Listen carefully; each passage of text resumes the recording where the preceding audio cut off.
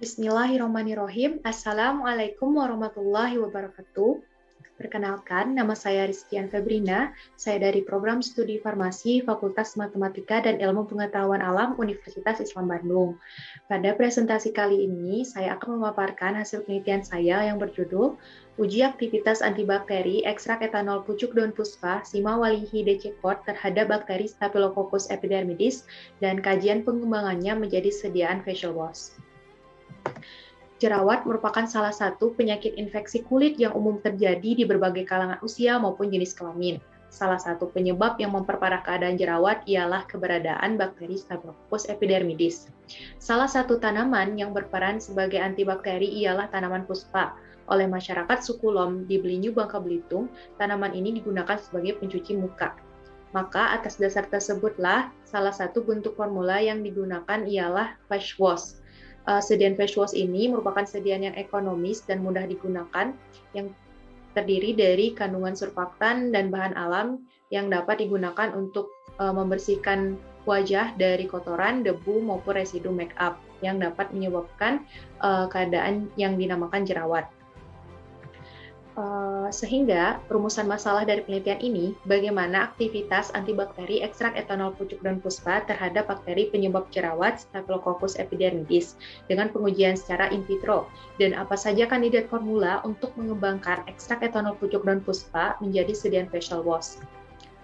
Maka tujuan penelitiannya yaitu mengetahui aktivitas antibakteri ekstrak etanol pucuk daun puspa berdasarkan konsentrasi hambat minimumnya terhadap Staphylococcus epidermidis dan mengkaji formulasi face wash untuk mengembangkan ekstrak etanol pucuk daun puspa dengan aktivitas antibakteri Staphylococcus epidermidis.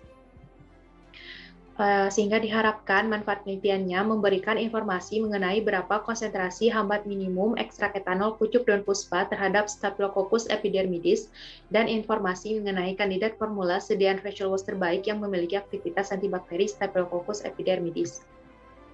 Pada penelitian ini dilakukan penelitian eksperimental di laboratorium untuk melakukan penapisan fitokimia, uji aktivitas antibakteri terhadap Staphylococcus epidermidis, dan penentuan nilai KHM-nya.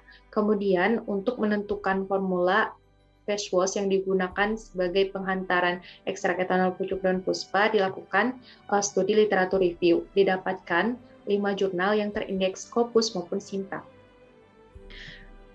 Pada pengumpulan simplisia dan ekstraksi, simplisia yang telah dibuat kemudian dilakukan ekstraksi menggunakan metode maserasi. Rendemen yang didapatkan dengan metode ini menggunakan pelarut etanol 96% sebesar 20,74%. Lalu dilakukan screening fitokimia, didapatkan ekstrak etanol pucuk daun puspa mengandung flavonoid, saponin, tanin, fenolik, dan triterpenoid yang merupakan agen antibakteri. Lalu pengujian aktivitas antibakterinya dilakukan menggunakan metode cakram kertas, didapatkan konsentrasi 10 dan 30% menghasilkan zona hambat kuat, sedangkan konsentrasi 50% menghasilkan zona hambat sangat kuat. Lalu dilakukan penentuan nilai KHM menggunakan mikrodilusi, didapatkan KHM terletak pada konsentrasi 0,029%. Lalu dari hasil studi literatur review, bentuk sediaan yang menjadi kandidat dalam menghantarkan ekstrak etanol pucuk daun puspa sebagai face wash ialah gel, mikroemulsi, dan liquid. Kesimpulan dari penelitian ini diperoleh KHM ekstrak etanol pucuk daun puspa Sima Walihi DC Cort terhadap bakteri penyebab jerawat Staphylococcus epidermidis sebesar 0,029% dengan metode mikrodilusi, menunjukkan bahwa adanya aktivitas penghambatan terhadap bakteri sehingga dapat dimanfaatkan sebagai antibakteri dalam sediaan.